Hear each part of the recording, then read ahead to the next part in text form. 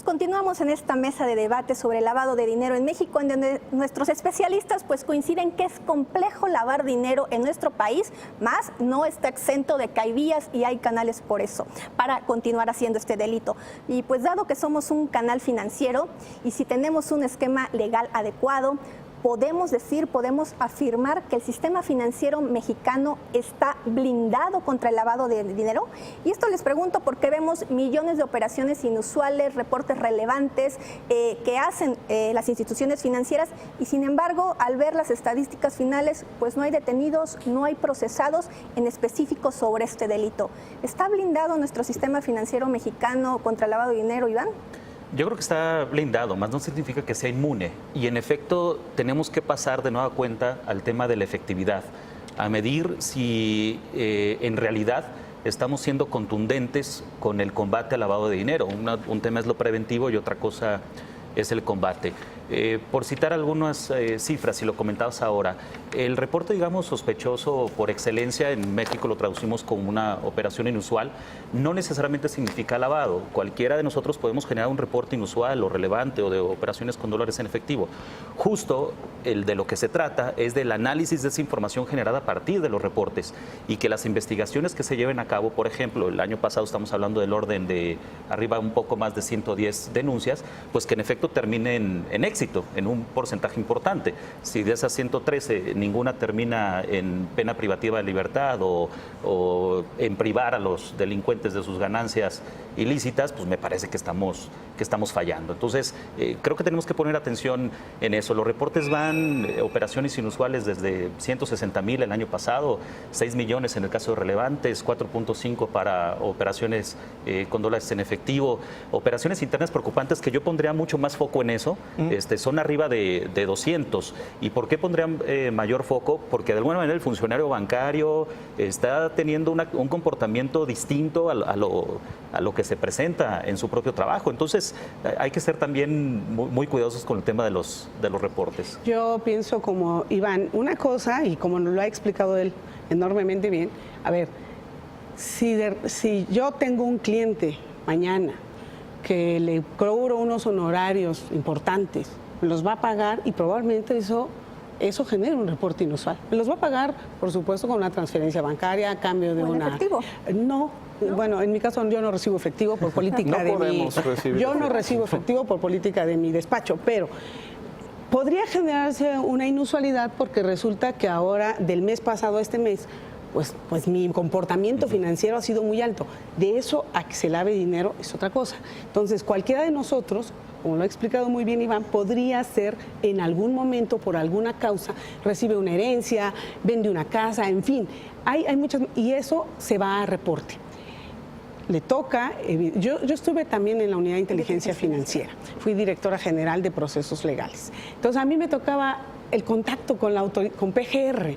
Yo era la que preparaba una serie de documentos, denuncias para PGR, porque PGR ejerce la acción penal, pero el requisito de procedibilidad lo da la unidad de inteligencia financiera. Entonces a mí me tocaba esa parte.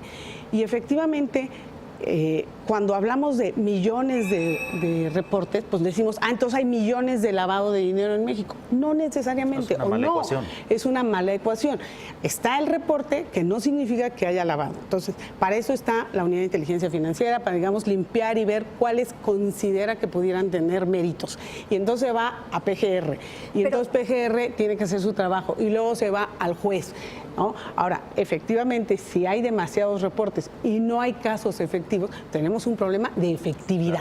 Exacto, tenemos un problema de efectividad. Reportes, si nada más claro, te daría el dato, es, ¿no? En el último informe de septiembre de 2015 a junio de 2016 hay solamente 184 averiguaciones previas abiertas. Y de las cuales denuncias, sentencias, no debe haber arriba de 20, ¿eh? Ninguna, ¿no? Y hay algunas, por ejemplo, tengo muy caso presente, incluso de esta líder sindical, el Bester, que fue acusada de lavado de dinero, se emitió la opinión de delito en su momento de la Comisión Nacional Bancaria de Valores, de la Unidad de Inteligencia demás, y sigue sin ser realmente emitirse la sentencia, ¿no? Por decir un caso conocido. Yo con la maestra del Bester, como no es un personaje, digamos, quizá que a todo mundo le caiga bien, es difícil públicamente señalar que a mí, en mi consideración personal como especialista, como abogada, penalista, ¿el caso? considero que no hubo lavado de dinero, por lo menos en la primera parte, que fue a ella y es quizá un poco técnico, pero voy a tratar de explicarlo muy rápido.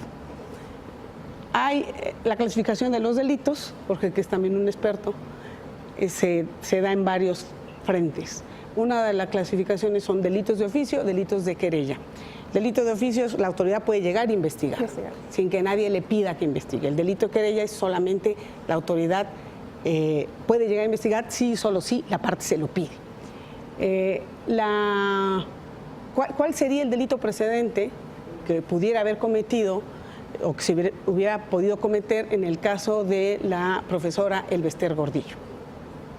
El delito precedente creo que podría haber sido una administración fraudulenta por parte del sindicato, ¿no? Porque los recursos del sindicato están afectos a un fin y fueron desviados de ese evasión fin. Y eso puede ser una administración fraudulenta, una administración infiel, como la llaman en España, ¿no?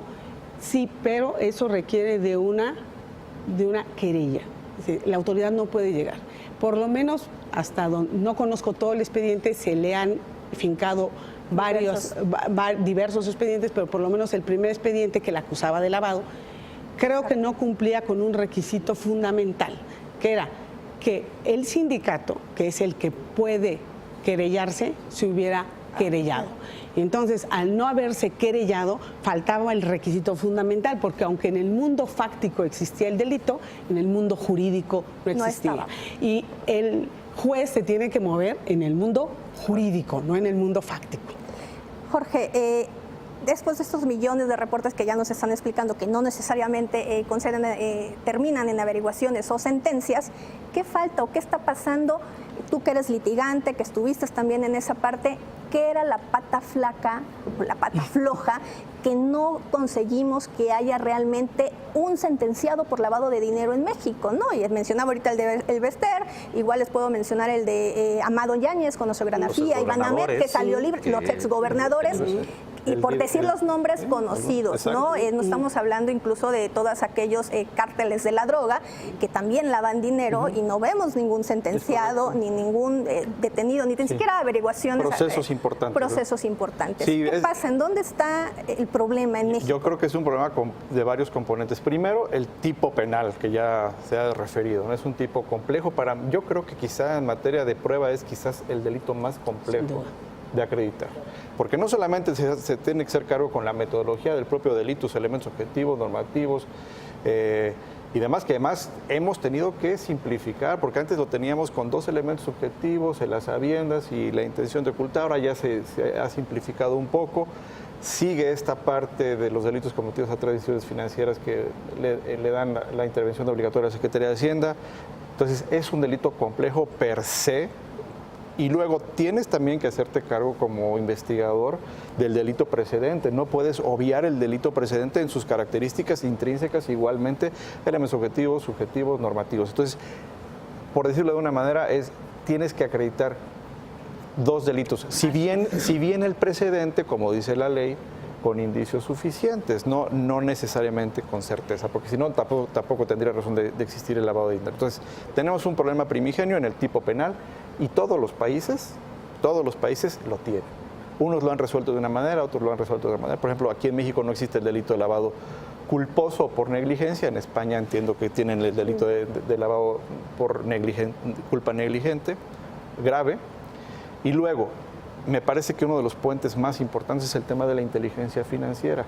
La inteligencia financiera te va a arrojar un dato, pero ese dato, si no lo concatenas con el delito precedente, que te implica ya una investigación de gabinete o de matrices informáticas, sino ya también ver en el campo real qué delitos, cómo se cometieron, etcétera, etcétera. Mira, y ahora también la parte judicializable, ¿no? En donde tiene que haber una coordinación perfecta entre UIF, PGR, Policía Federal y otras instancias, incluso SAT, incluso Comisión Nacional Bancaria. Ahora, esta es una constelación de autoridades que hay que decirlo, y no es una situación privativa de México, no siempre están en las mejores condiciones de coordinación y siempre hay posibilidades de avanzar. Me parece que este es uno de los puntos clave para poder avanzar. Y si a esto le sumamos que hay muchas tipologías cuyos delitos precedentes inician, por ejemplo, en los estados, a propósito de bienes inmuebles, a propósito de vehículos, a propósito de actividades comerciales no reguladas a nivel federal, pues entonces también los estados tienen que intervenir.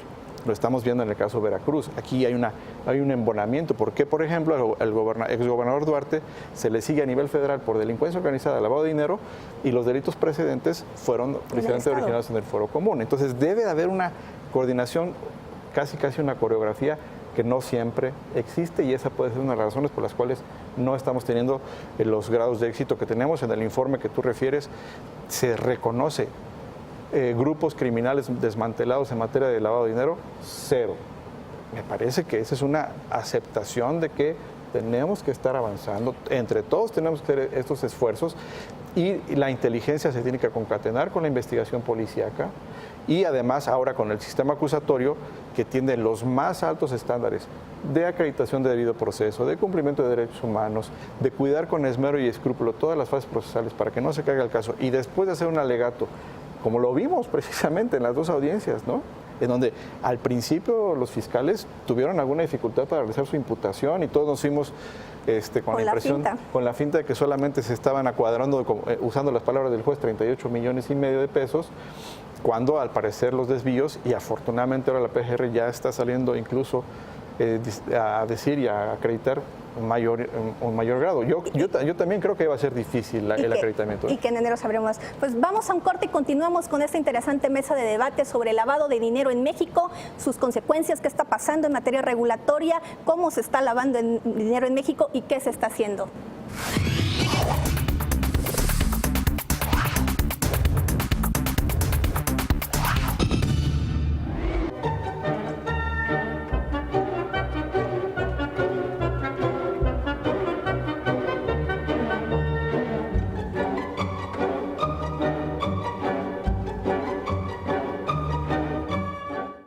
En el financiero Bloomberg nos conectamos con el público que reconoce lo importante.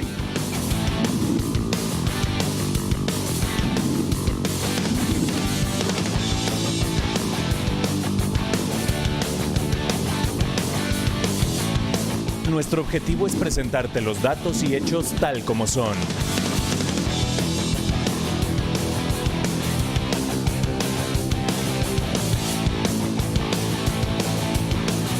¿Quiénes ganaron y quiénes perdieron hoy?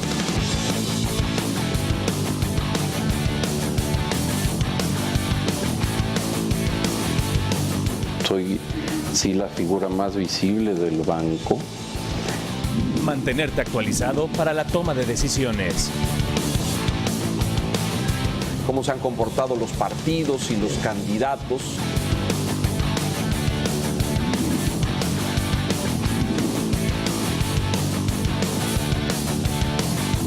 Así comenzamos esta nota dura.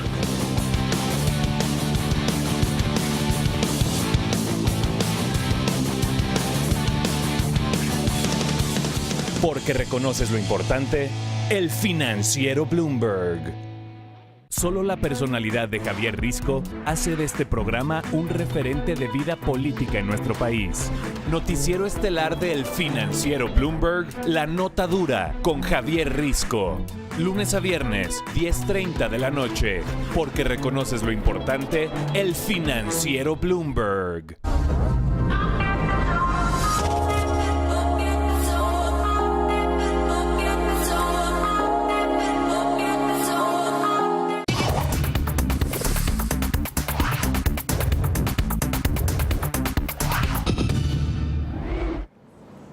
Continuamos en esta mesa de debate sobre el lavado de dinero en México, y esta mesa pues tiene que ver porque en próximo octubre México recibirá los resultados del Grupo de Acción Financiera Internacional sobre si aprobó o no pues todas las medidas que tuvo que haber puesto en marcha para prevenir este delito en México. Continuamos con nuestros especialistas, quienes consideran que en el sistema financiero mexicano es un sistema fuerte que está protegido contra el lavado de dinero, pero sin embargo no es inmune. También que hace falta bastante por la parte de la Procuración de Justicia, especialidad, pues para poder ejecutar órdenes y para poder ejecutar sentencias. Pero antes de eso, pues continuemos con esta última parte de la mesa de lavado de dinero.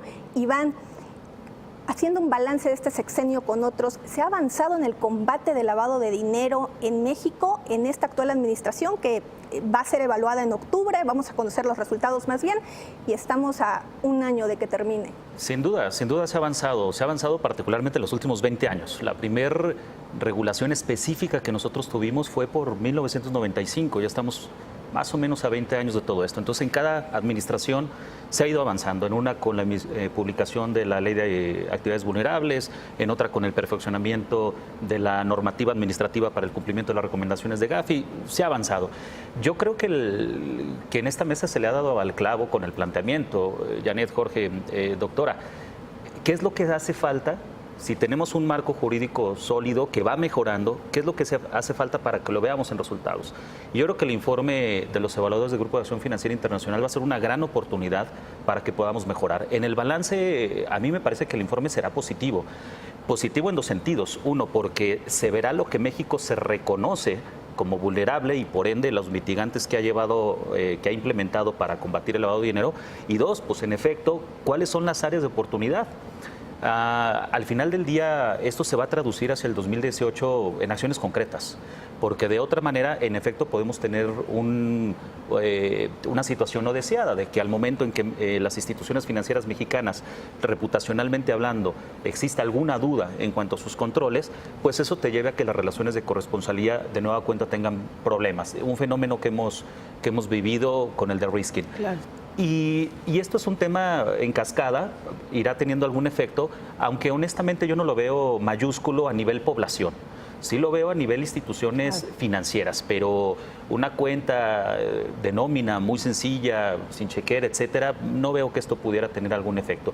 Sí, fundamentalmente entre las relaciones de corresponsalía entre instituciones financieras extranjeras hacia México y el efecto que eso pudiera tener en México. Pero en el balance me parece que los resultados, reitero, serán positivos, con temas de beneficiario final que tengamos que ajustar, con la propia evaluación nacional de riesgos que ya comentamos, con la labor de inteligencia financiera que sea mucho más efectiva, con la supervisión con un enfoque basado en riesgos, en fin, pero me parece que será para mejorar.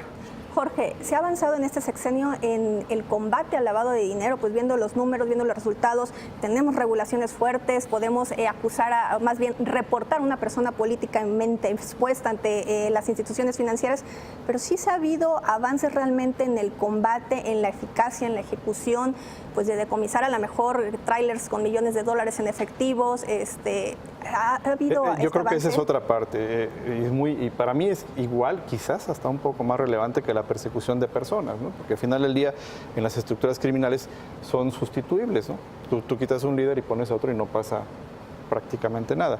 Pero el tema de los recursos financieros, y ahí me parece donde hay que poner atención. Yo creo que también podemos hacer una evaluación en dos niveles. En la eficacia real, me parece que los resultados, el propio informe de gobierno lo reconoce, es con lo que llegamos a la evaluación de Gafi. Se tuvo que integrar incluso extinciones de dominio de los estados de la República, porque no hay suficiente. El año pasado solo se reportó a nivel federal una extinción por 90,000 pesos, cuando se suponía que esta figura era la estrella de la recuperación de activos, como lo fue en Colombia, como lo fue en Italia, como lo fue en Estados Unidos y en otros países, y que sí sirve, que sí se ha demostrado. Y me parece que uno de los pendientes es el perfeccionamiento normativo y práctico de la extinción de dominio. Y también en la parte normativa creo que seguimos avanzando, creo que seguimos recibiendo pues esto que van a hacer las directrices de Gafi, que yo no las tomaría como un reprobar o no, sino como una oportunidad de ir robusteciendo. Me parece que todo el régimen de prevención del lavado de activos, financiamiento del terrorismo, es un activo para el país.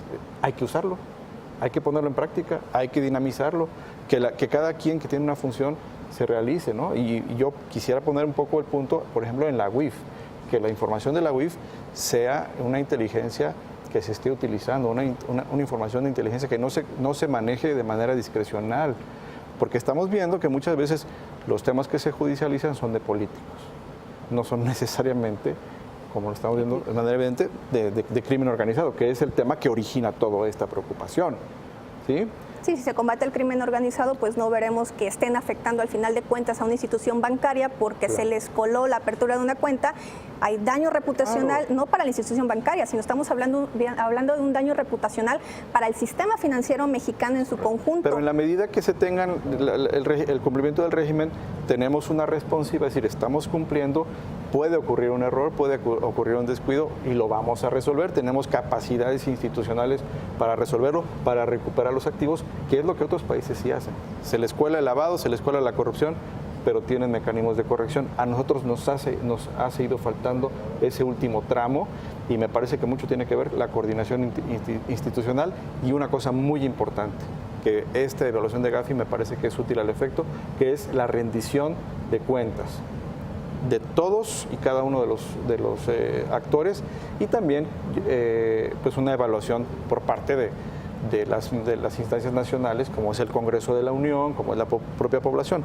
Coincido con Iván, a lo mejor el ciudadano común y corriente no resiente estos riesgos, esta problemática, pero en el agregado, en ciudades, por ejemplo, que tienen violencia, que tienen problemas de inseguridad, en regiones como Guerrero, como Michoacán, como Sinaloa, como algunas ciudades del norte del país, no cabe duda que el tema del lavado es un componente muy importante y también lo vimos en este estudio del Senado, como por ejemplo la economía del crimen acaba por matar a la economía de las ciudades.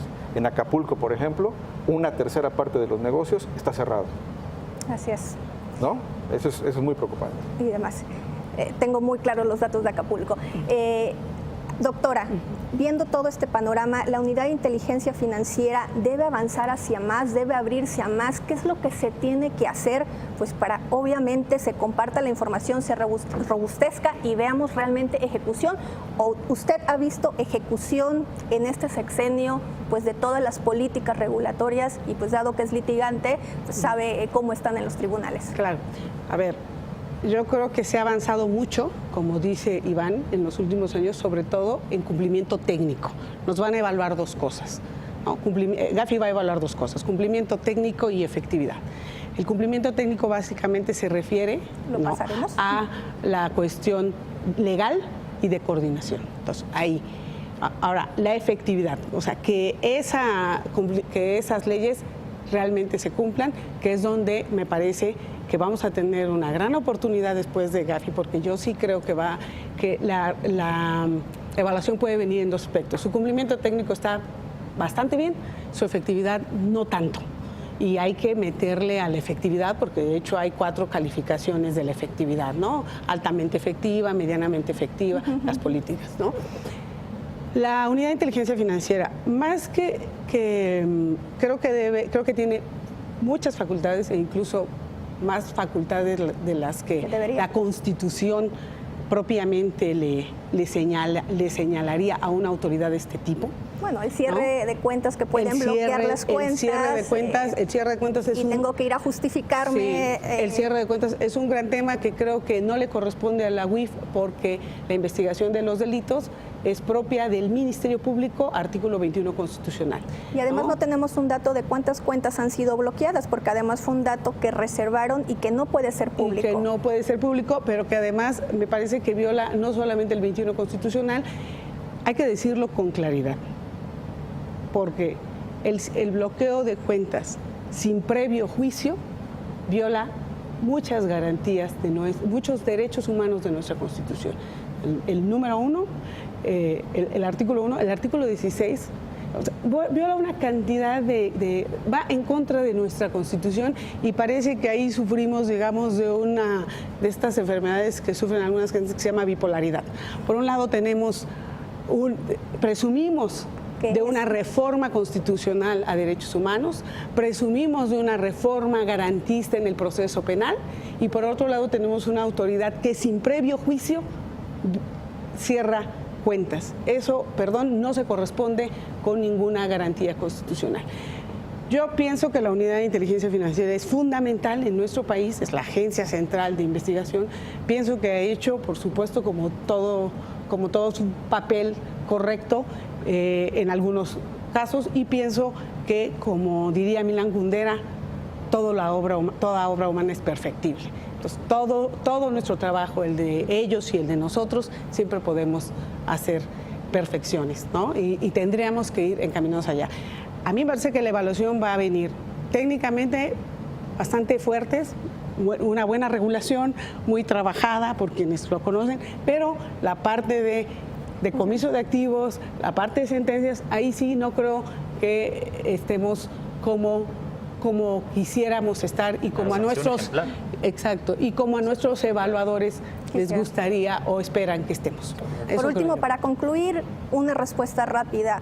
México hoy podemos decir que está sano en materia de prevención del lavado de dinero, o somos un enfermo en terapia intensiva o terapia intermedia y tenemos que hacer mucho más, pues dado también que está el prestigio no solamente del país, sino nuestro sistema financiero mexicano, y pues dado que somos un canal financiero.